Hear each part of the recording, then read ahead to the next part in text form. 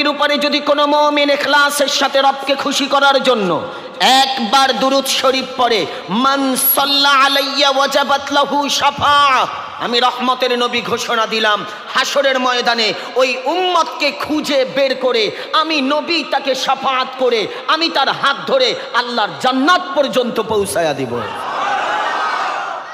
তাহলে ওই নবীজির দুরূদ ও সালাম পড়া উম্মতের জন্য দরকার আছে না নাই? আপনাদের শিক্ষিত সমাজ, তরিকতপন্থী মানুষ, এখানে আপনারা সবাই সম্মানিত ব্যক্তি।